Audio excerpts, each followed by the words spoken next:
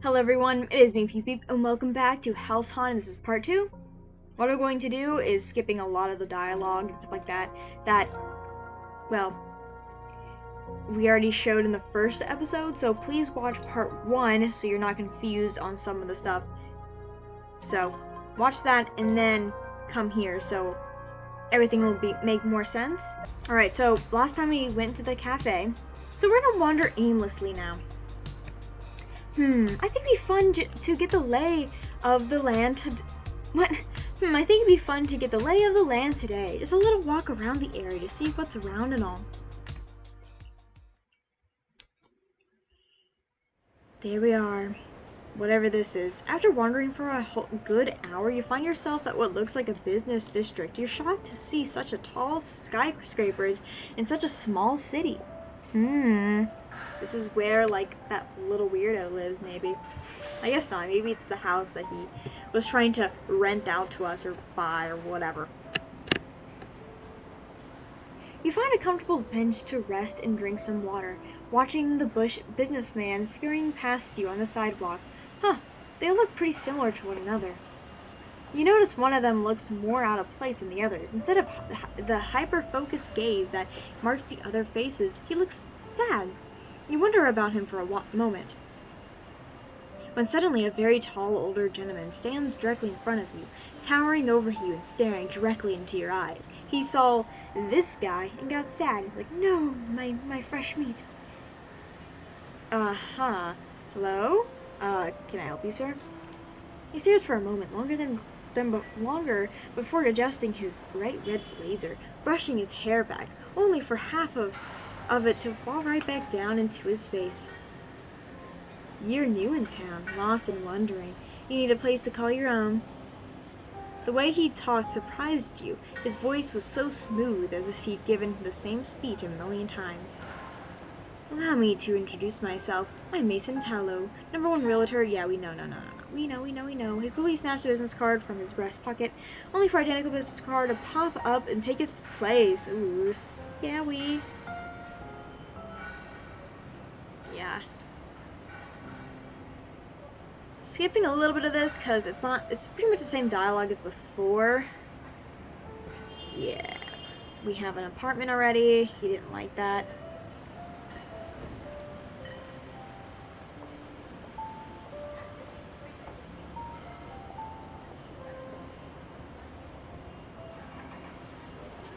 Okay, you decide to sit on the bench for a little while longer. You notice that businessman you were contemplating is now gone. You sigh and push yourself off the bench and make your way to your new home.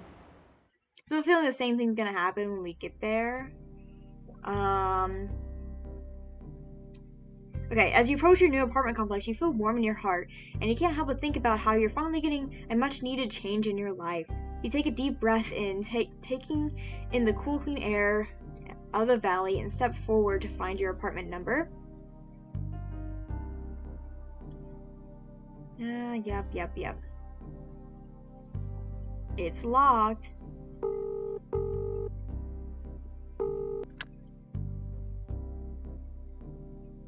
Wait, so I called them without deciding if I wanted to or not this time? You can hear paper shuffling on the other side of the line, followed by what you can only describe as the roars of an animal you can't place. Yes, we had a little issue with the apartments, but won't be ready till tomorrow. Our apologies. Oh no, what am I going to do now? What could the issue possibly be? Maybe you could, no. Okay. So I forgot. I literally just played it. We're not gonna do anything. We're gonna... Oh no, I didn't mean to do that. So we're gonna give up. You sigh, but ultimately decide it's better to just be patient. You don't know what the company might be going through right now. Thank you. Please give me a call when my apartment is ready. Yes, of course. Have a good day, you. With that, they hung up and left you standing in front of the building you should have already been in by now. Shoot, now what? You shove your hands in your pockets. Okay, we know this.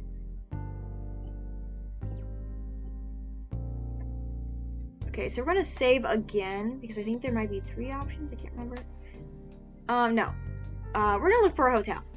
You decide it's probably a better idea to go find a reasonably priced hotel than waste your time with realtors. Okay. You find yourself in what seems to be the heart of the city, the many buildings and stores almost feeling as if they're closing in around you. Alright, hotel. Hotel.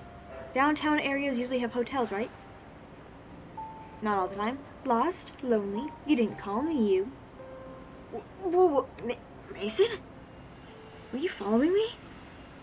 How silly. No, my dear Spire. I am simply that good #1 realtor in all of the Uncanny Valley, after all. I'm very sure you remember this, right? You clearly need a place to go, and I have the perfect house just waiting for you to be inside. Weird. How do you know my name? He just stared at you, clearly refusing to answer. Listen, I'm just looking for a hotel. You know, hotel. You make sure to really announce the word hotel to him, as if he didn't understand. You really wanted to get the seller off your back. A hotel. The tall gentleman seemed to be struggling with processing what you told him. Something was even creepier when he frowned than when he smiled, which was shocking. Oh, my dear poor buyer, you are so confused and lost, I see. He was not listening. Listen, just come with me and take a look around this lovely 3-bedroom home with me. If you don't absolutely fall in love with it, I will personally pay for your hotel stay while I search for a house that suits your specific needs. Okay, yep, we gotta save. I feel like something's coming up. He didn't like how his last sentence was almost a purr. But if he was being honest about paying for the hotel, my cat is purring, so that'd be really funny if you heard it, but what did you have to lose? You could just humor him for an hour and tell him no when he's done with his little speech. Alright, Mason. You wore me down. I'll come look at this house you found for me. Perfect. I can assure you, you will love this 2-garage domicile that was just starving to meet you. No. Cut it out, man. Oh, my foot's freaking falling asleep. You're about to question his choice of words when you are abruptly cut off from the sensation of a long, bony hand wrapping around your forearm, almost dragging you along with him as he headed towards God knows where. Maybe you made a mistake. Yeah, we did. It felt like you had been waiting for an hour in awkward silence, struggling to keep up with the strange, alright, we already knew this, Oh no, awkward moment. He didn't budge at all from the force of your weight against his back. You jumped back, trying to hide the red of your cheeks from your embarrassment.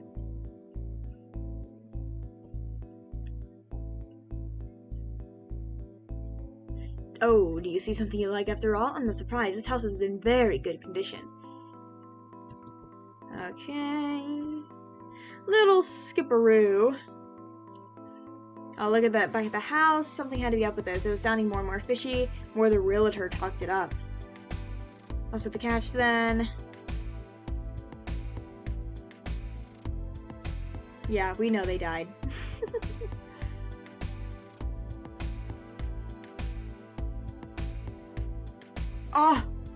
Oh, no, I can't save. I'll just go back later. I'm leaving. You just can't shake your head, your nerves feeling, and deciding we better just get out of here.